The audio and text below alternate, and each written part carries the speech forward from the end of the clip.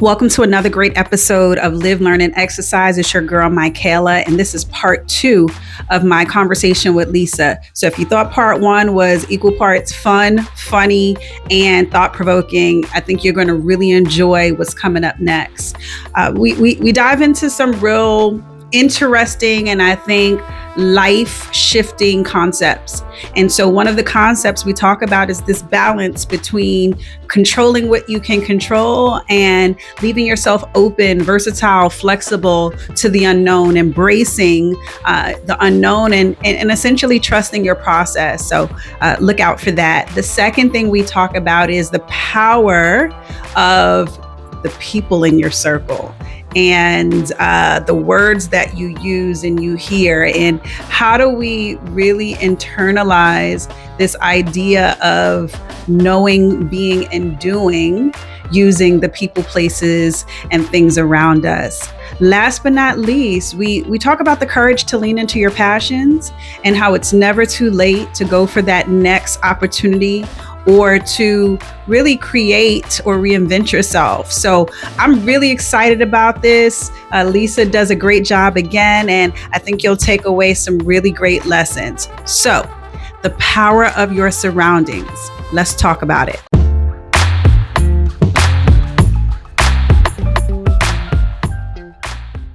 One thing, I have this written down and I have to ask you before we get way off topic, but I'm interested because how did you decide to go back to school?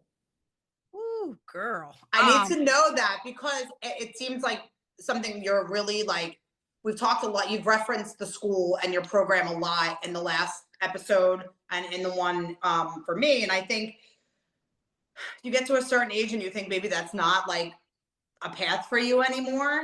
And I'm really interested to hear what drove you to that and like how you feel going back to school now as opposed to when, you were in your younger years.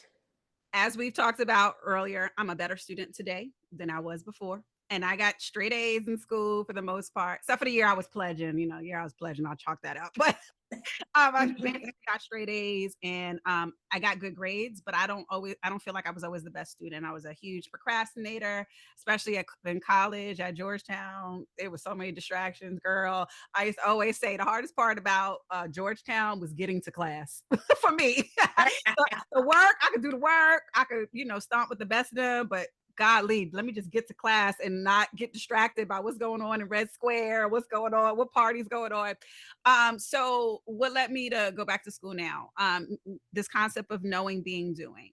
My work in diversity and inclusion and the type of platform that I had been that was presented to me in the fitness industry, the kind of work that I was doing, the kind of circles that I was entering in that diversity and inclusion leadership, it it made me feel like I wanted to know, be, and do more. Much of what I had done in helping the company create their diversity and inclusion board, creating a blueprint for all other fitness companies across the globe to emulate that, teaching that to CEOs and other chief executives, pushing that through the Health and Fitness Association, all the work that I was doing, I did basically off of instinct, business acumen, public speaking, and the ability to be persuasive. And as the person who is always kind of wanting more, wanting to be better, I was like, I want to put some science. I want to understand this from like an academic perspective, because by understanding it from an academic and a scientific perspective, it gives me another language to communicate with, because the warm and cushy feeling of diversity and inclusion could subside. The cultural angle could not land on certain populations. And I didn't know this president would be elected. I just felt that way. And I said, in some circles, I might have to drop data science and resources. And in general, I want to, for the first time in my experience as a diversity and inclusion leader, I want to be a student. I don't want to be talking and teaching all the time. I actually want to learn. I want to know, be, and do, and grow. And so that was, once I realized how important my work and my voice on this topic was, it actually motivated me to be a better voice on the topic, right? I didn't want to stay stuck. So I, did some searches online to kind of even understand who was offering, because even though diversity and inclusion it's not a new topic, but it was new terminology. The idea of relational psychology, human behaviors, organizational behaviors is something that's been around since the turn of the century, of the 19th century. Um, but again, who was teaching it in a way that really could resonate with the audience today? And there were only a handful of schools that had tenured programs. I also didn't want a program who just came with it up with this in the last 4 or 5 years when it was cool. I wanted like a program that actually had some uh substance and years behind it as a developing program. And so the two that really stood out to me and that actually offered degrees and not graduate certificates, was which I was looking at it. That's what I was looking at the time. I did get a graduate certificate from the University of South Florida, but I very much wanted a degree. And so University of Maryland and University of Oklahoma were the two that really stood out to me. And so I applied to both of them, got into both of them, and winded up selecting University of Oklahoma, which is, anybody who knows, anybody who's from Oklahoma and anybody who knows about Oklahoma knows how much of like sort of a oxymoron that feels like, right? Because this is a pretty conservative state. I mean, of course, the cities are pretty liberal, but as a state, it's pretty conservative, and they kind of don't have an appetite for stuff like this. So the fact that this program has been around for decades, and as far as the content of it, felt like something that really spoke to my passion. I went ahead with that, and before I had an opportunity to second guess myself or think about excuses why and other purposes for that, $40,000. Other things I could Yeah. do with that. I just went on my journey and went into it with those blinders off we talked Yeah. about, and just kind of riding the wave of the energy and the passion that I felt, which was at its all-time high. I did not know that I would become primary caregiver of my ailing father. I did not know that I was going to be going through some of the traumas that I went through this year. And I'm glad I didn't know, because maybe I wouldn't have done it. And so I Yeah. embarked on this. It is a labor of love when I tell you. I mean, at the beginning of our program, because it's a 5-year program that's essentially accelerated into 15 months. So I took like 4 classes, what people would think of as a semester. This is on top of a full-time job, being a full-time single parent, at that time in a relationship, all of these things. And so you're talking about 40 to 60 extra hours of research, reading, and writing. And now writing in a graduate way, not an undergrad. So, way one of my professors explained it to me is that undergraduate, you're writing to like seek knowledge. And as a graduate, you're writing to share knowledge. So, a lot of those, like, again, and this is 21 years ago. I mean, I graduated from Georgetown in 2003 and entered this program in 2024. Yeah. So you're talking about, aside from, the skills that I have to use to be a good professional, I have not been writing 10, 20 page papers. I have not been researching, and I can't even recall learning how to source correctly, and now having to use like APA 7 sourcing and making sure that you are properly you're giving credit properly to authors. And what's unique about this program as a social science is that it was a unique challenge we don't create conversations, we add to conversations. And that's what's very specific about this. So very seldom am I writing in the first person. I'm asserting what other people have already researched, and I'm drawing conclusions and looking at trends from the research. And then the place where I get to be myself is I get to make sense out of the discussion that's already being had. So that's a whole different skill set, like professionally academic, but like actually personally. as a person who drives conversations and asks questions, to actually have to be a participant and not a leader, it's actually it's a really awesome experience. So those are the things. Also, my children are watching, right? Yeah. And so one of the other motivators to go back to school was me helping my oldest, who's in private school, with his first year when he was in sixth grade. He was reading these massive books like the Odyssey Yeah. and having to write and cite. And I was along in that process with him, not doing his work, but like I have to be knowledgeable enough to check his work.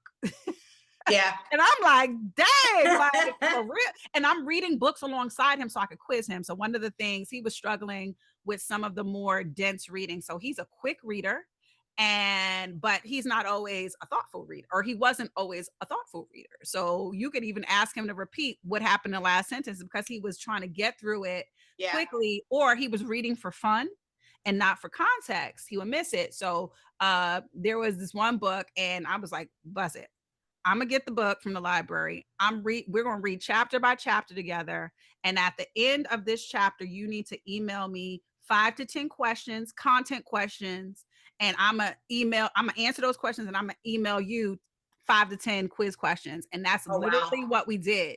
And but I was like, I am not in sixth grade again. Like I already did my time. What is it? I was so like frustrated with him, but getting into that habit with him, and I was like, oh, okay, Yeah. I might. And so all those things kind of came together. I am completely, um, you know, I feel vindicated in that decision. As I told you, it has opened up so many opportunities. Yeah. It has given me a clearer vision of where I think my career is going and where I'm going as a person, where my next steps will be, and the next gifts and blessings I'll be able to give and get.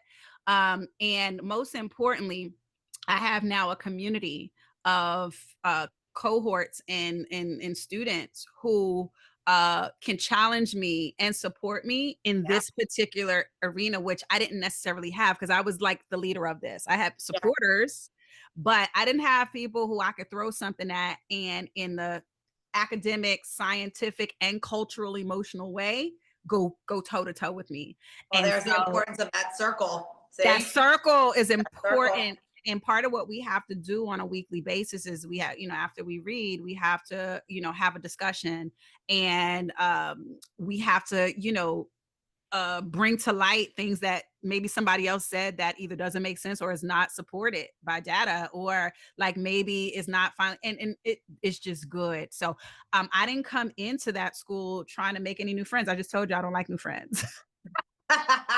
No offense to y'all out there, the audience, y'all are all my friends. But like for real, it takes me a while to sort of warm up to people. But especially the way they've challenged me, but more specifically the way they rallied around me when my father, when they knew I was taking care of my father died. I mean, I have never met any of my cohort in person. We've been Yeah. together for a year.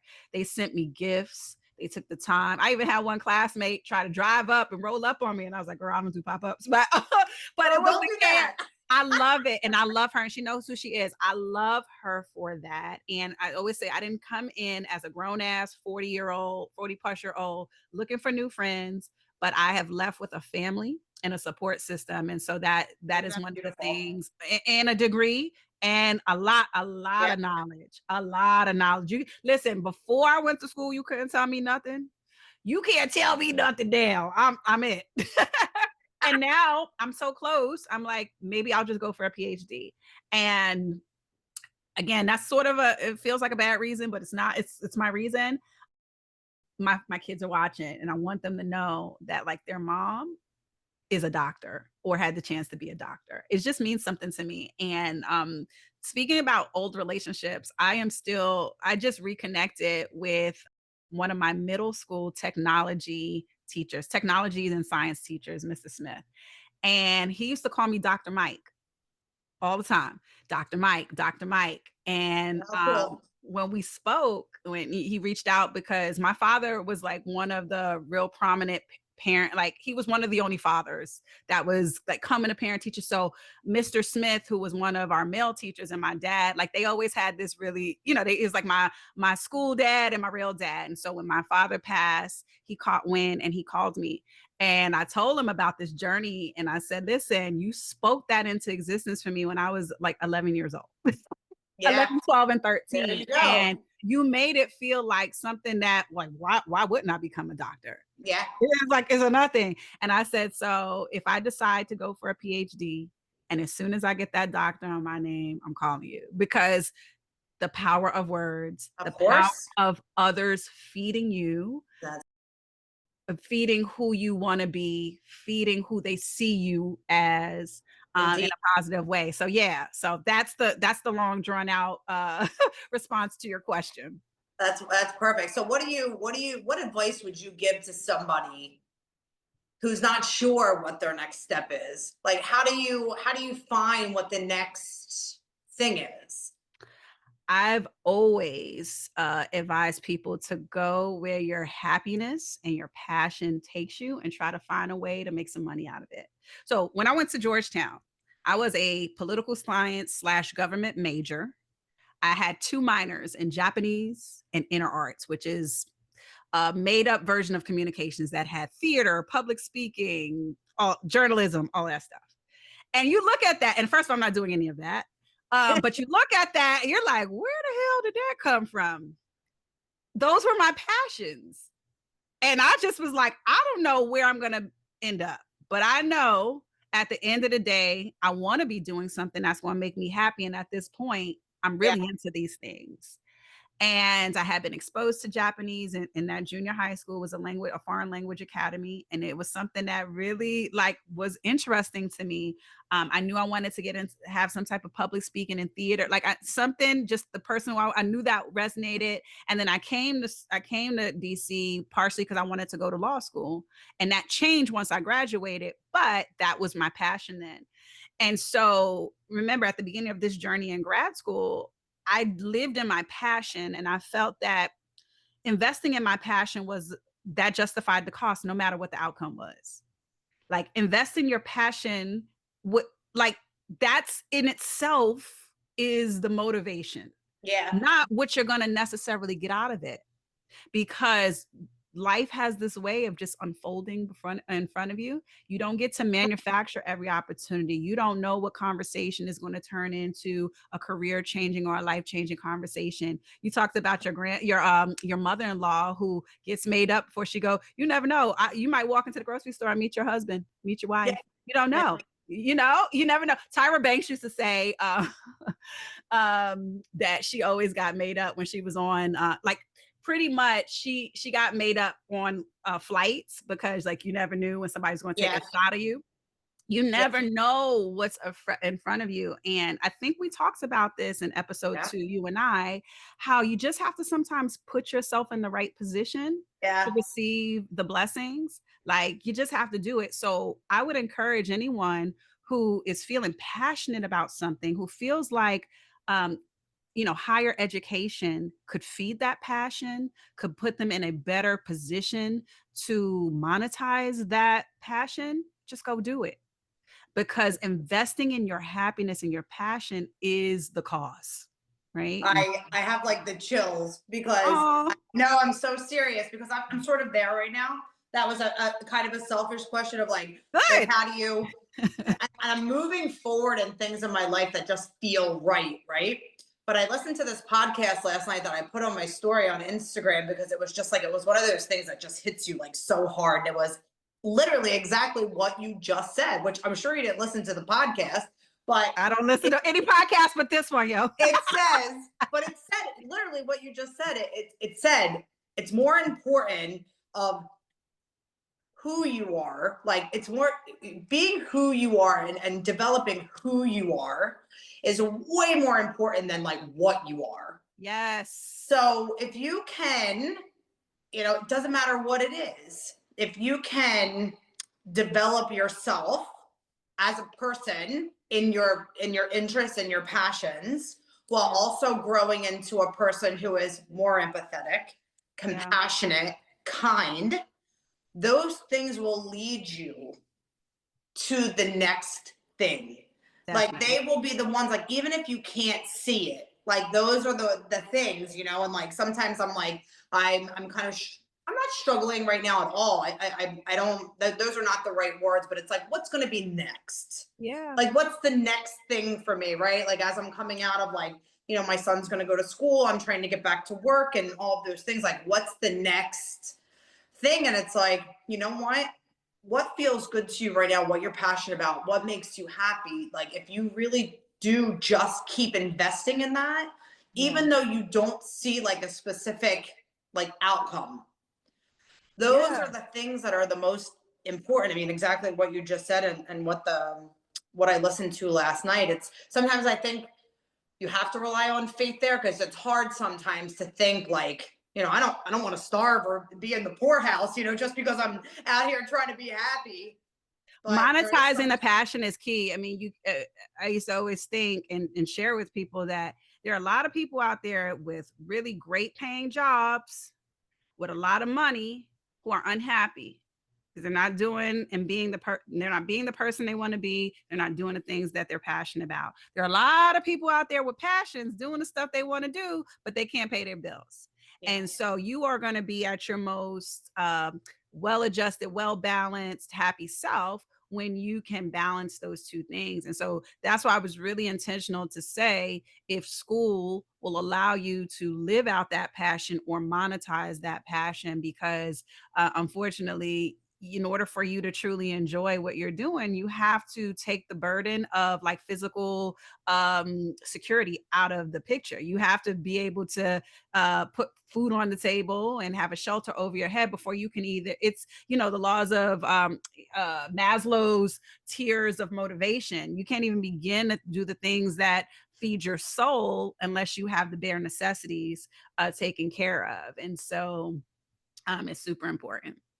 Wow. Yeah, it's funny. It's like the algorithm, right? It's I don't know if it's that I'm trying to seek the answer, so everything that sounds like that like bends my ear right now, but it's true. You have to, at a certain point in your life, you have to say, like you said earlier, if I've been doing the same thing, let's just use the example of like a career to make money for the last 15, 20 years, and I've never been happy doing it, Yeah. you have to be you have to say to yourself, okay, this clearly isn't working. Or if you've been in the same Right. relationship with the same type of person and you say, Right. okay, this isn't working, you Right. have to have like a little bit of faith in yourself to be able to make a change, and Right. go maybe sometimes in a way that doesn't, like, you just don't know what's going to happen. We talked about this on our first podcast about, like, having faith a little bit to step into the unknown and say, the only thing that I can say right now is that it feels good inside.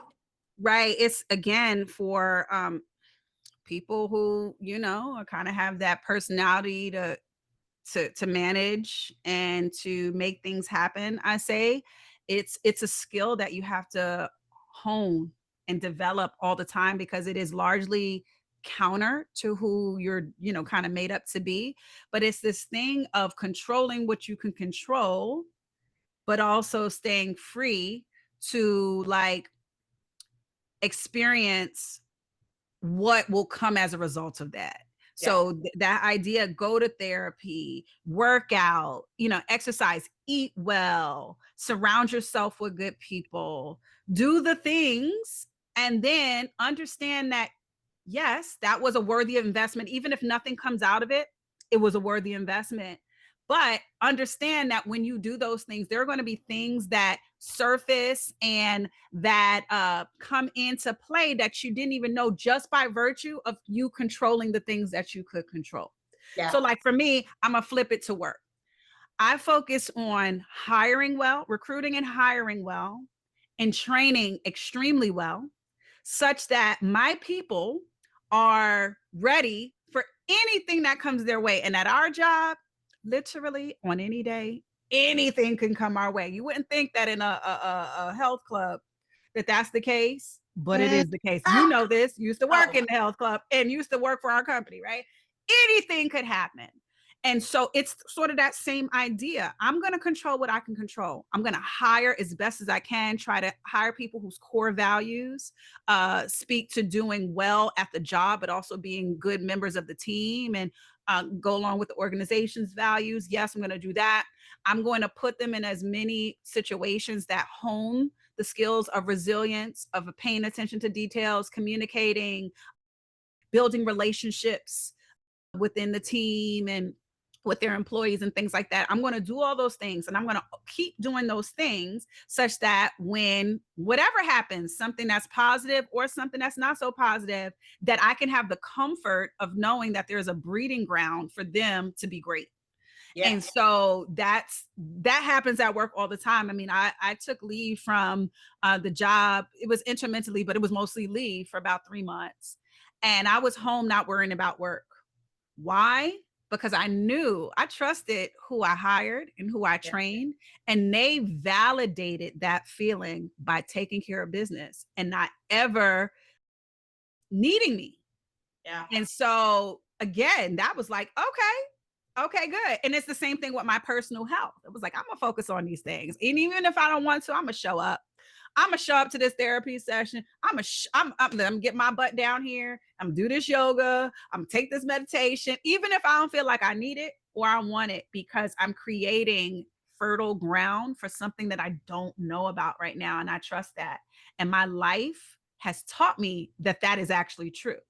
Yeah. And setting yourself up in the right places. I just told you that I'm starting to now physically see the financial rewards of some scholarships that I applied for in the beginning of the year, when I didn't even realize that I qualified for scholarships. I'm so used Yeah. to paying my way through everything and working extra hard. And my niece, shout out to Tiffany, my niece was like, duh, nobody pays for college. You go through the scholarships. Like, what? I qualified? And she was like, yeah, just do these things. And so I went and my lens was open to now this opportunity. And because my lens was open, things that I probably had seen before, then didn't pay attention to, now they were there. And organizations that I had not ever paid attention to or looked at in that way, now I'm like, oh, they have a scholarship. And so, yeah, the scholarships that I winded up receiving were right in close proximity to me all the time. It's just that my lens wasn't there. You There didn't wasn't a see them. fertile ground for that because Yeah. I didn't have that conversation with my niece, and I just wasn't looking for it.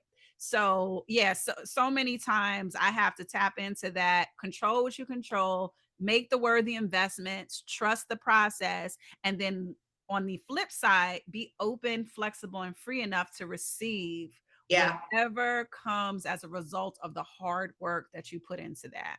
That's where I'm at right now, girl. Do That's it. where I'm at. I'm Do like, it.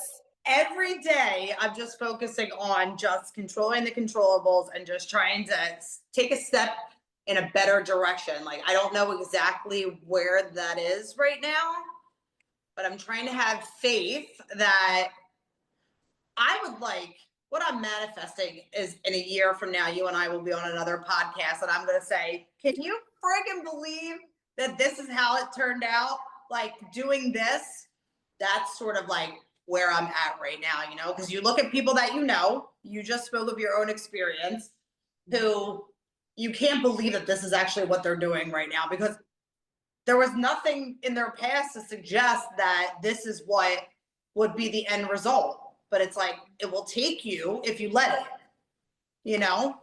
Yeah, I'm going to manifest some things on your behalf too. I definitely see you and Jorge doing a joint business venture, if not coaching people on the importance of health and healthy eating. I see something, you and Jorge doing something and motivating groups of others to do the same. I don't know how that's going. I don't know if that's going to be in television Well, form. I don't know if that's going to be in live group. I see like mass people in a room listening to you and Jorge and taking cues from you. So when that happens, let me know. well, let me just plug him really quick. Okay. Hey, I spoke Jorge. about Well, I mean, Jorge, I mean, he's a good man. Great And man. I spoke about his journey on our original podcast and how, Mhm. him getting let go from his job led to a whole new life for him. So a couple of years ago, he started his own business called the Mhm. Cabrera Commitment. And Okay. he trains people both in nutrition and fitness. Love it. And he has some really great clients that have been with him since the beginning. He is trying to grow the business. Yep. What we talked about earlier, you're most qualified to help the people you used to be. So it's not even the nutrition and the fitness that he helps people with, it's the mindset. Yep. It's the shifting of, why not you? Yep. So he's been growing his business now, while I'm, taking care of the baby and raising Cruz right now. Right. And yes, I see a bright future for that. I'm not sure which way I will contribute. I mean, it seems very obvious, but yes, I think that you're correct in the way that that's the path. Yeah, I see it. The way the type of partnership and the way y'all move together, I love it. I love the way y'all move together. When I see you doing your workout videos alongside your man, Jorge, my man. That's how I feel like you feel. Where y'all are just individual badasses alongside each other, feeding each other. And y'all can be faced in opposite directions, but y'all are like still in sync. I like the way y'all move. You're cooking together. I know he Thank is you. your number one supporter and cheerleader. He always has been, and clearly you Always. are for him too. You just said my man is a good man. I love that. He is a good man.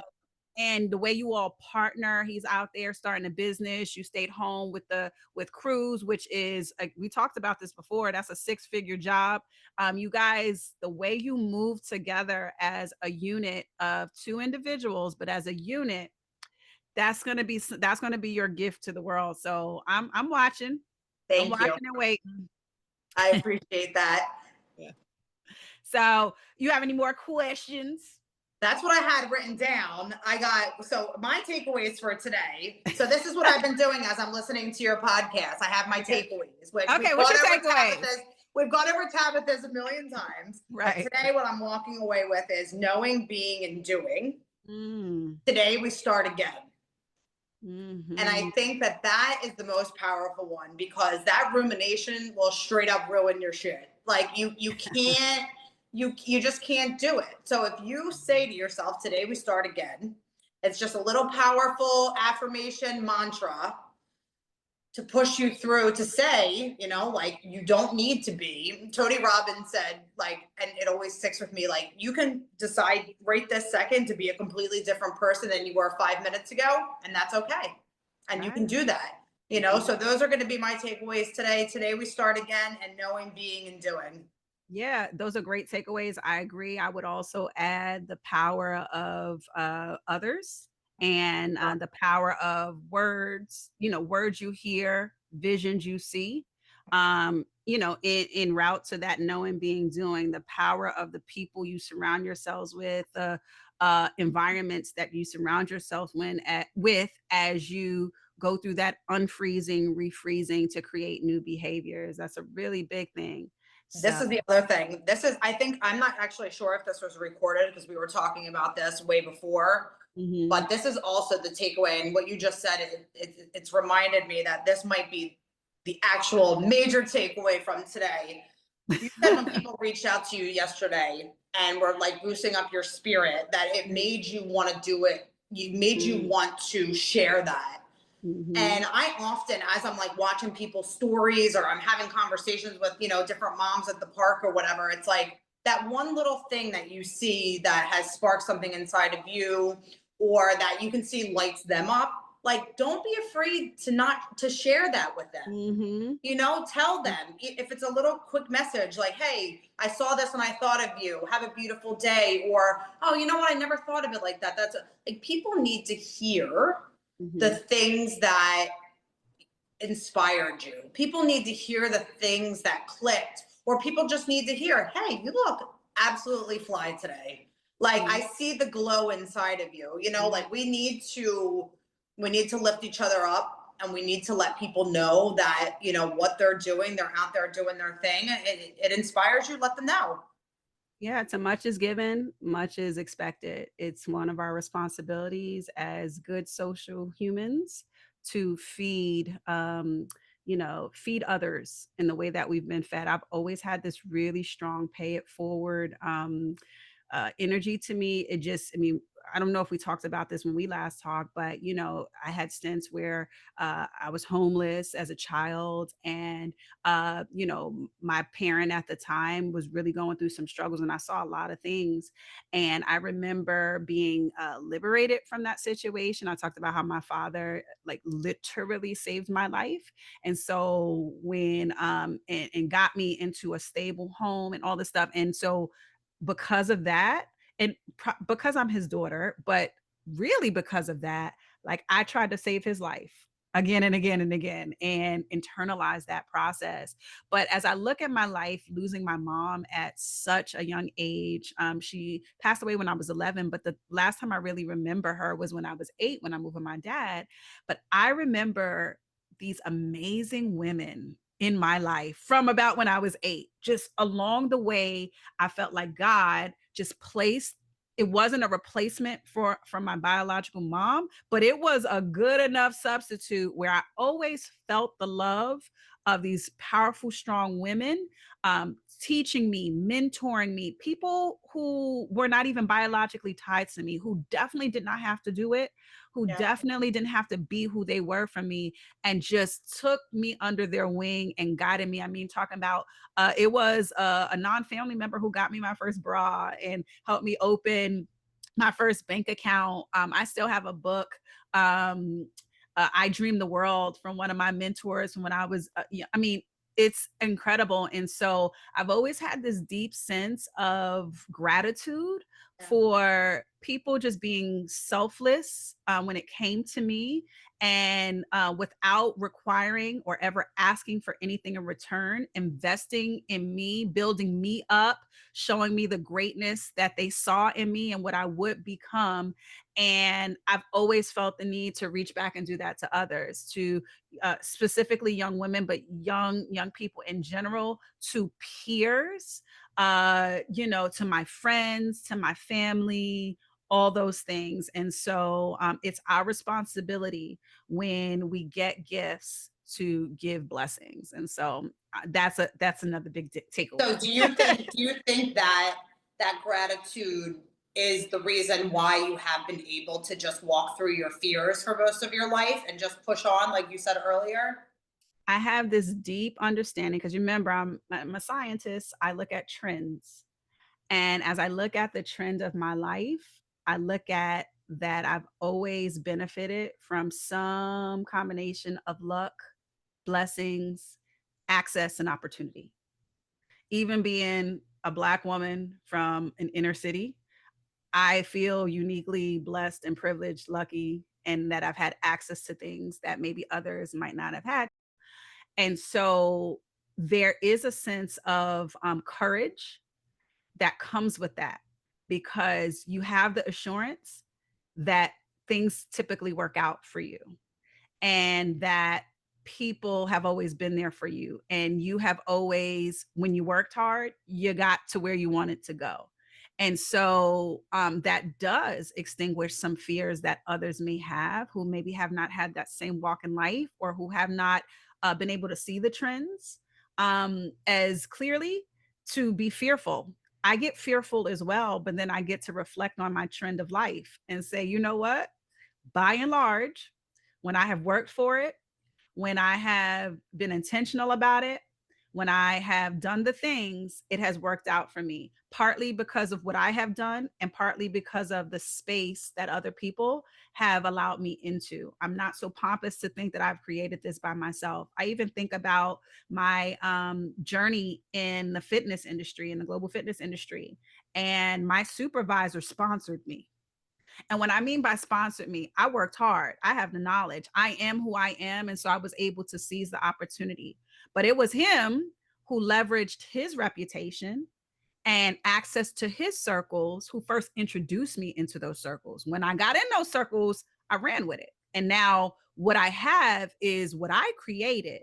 But it's not short on me that without, and it's not his, it's two people, without their access and the strength of their reputation, that I might not have been given that opportunity to exhibit and to show off who I was, and to, kind of flip it into an experience. So yes, when you have those stories and you land that way, it does allow you to mitigate that fear and have confidence that, you remember I told you last time, in most cases, I am that chick.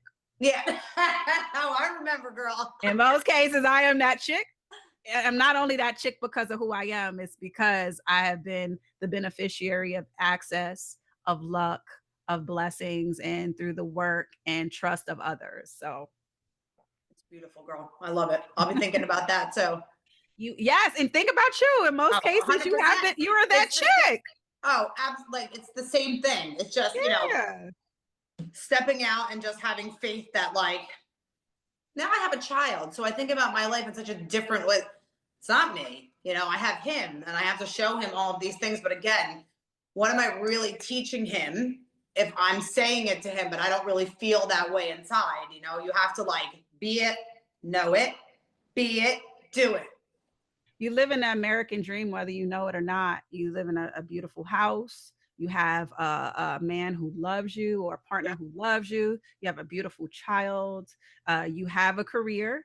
Whether you are physically working or not, you have a career, you have skill sets, you have education, you have family outside of your immediate family. You are living the American dream. You know how many people would give their life for that? So walk in that space, and not always being so focused on where you want to be and where you want to get to not smell the roses of where Yeah. you are now. You are living the American dream. Yeah. Thanks, girl. Love you. You too. It's always such a pleasure. Really. Listen, keep signing up to be on the show, girl, because I love our conversations. Me But too. yeah, this wraps up another, great episode of Live, Learn, and Exercise. I know I've learned a lot and been forced to think very deeply by the conversation that I've had with my good girlfriend, Lisa. It's a powerhouse. I appreciate our friendship. You allow me to be myself, but also grow right in front of your eyes as we converse. Shout outs to Jorge and Cruz, the people who hold Lisa down and allow her to be both authentic and great herself. And we'll see you next time. Thank you. See ya. Wow, what a great time I had with Lisa today. I want to thank her again for pushing the conversation and pushing us both to use our background, our experience, and our life stories to share what I thought were tons of nuggets for the greater audience out there, you guys. So thank you, Lisa, and cheers to the next time. Some key takeaways, and Lisa already laid this out for us, but some key takeaways was make sure you're surrounding yourself with words, visions, people, and environments that support the change that you want and the person that you are becoming. Okay? Change involves knowing, being, and doing, not just knowing. So there are some skills that you have to hone. There's some behaviors you have to practice to make the new you the best habit and the most enduring habit. We have a responsibility as people who are still alive and healthy and able to communicate and able to help others to pay our blessings forward in even the smallest ways. Think about opportunities to give the gift of knowledge and the gift of whatever you've reaped to someone else. It's important. It's a way of keeping ourselves balanced, and we talked about that balance in the previous episode. And last but not least, lean into your passions and find a way to monetize it. That's where true happiness lays. There are tons of people out there making a lot of money who are unhappy, and tons of people out there living out their passions and struggling. So for us to maintain that balance and find our happiest selves, we will and we must create that balance. I hope this has been just as enlightening for you as it is for Lisa and me. I encourage you to share this with anyone else who you think will find this helpful. Rewatch it if you liked it. Definitely subscribe to our channel. DM me or message me on Instagram. You can email me through the forum located at www.livelearnexercise.com. And as always, I'll see you next time. But before we go, let's take care of the legal stuff. This podcast is presented solely for educational and entertainment purposes. The views expressed by guests are their own and do not necessarily reflect those of the host or affiliate content providers. The information shared is not intended to be a substitute for professional advice, including but not limited to medical, psychological, or coaching services. Listeners are encouraged to consult with their qualified practitioners for guidance tailored to their personal needs and circumstances.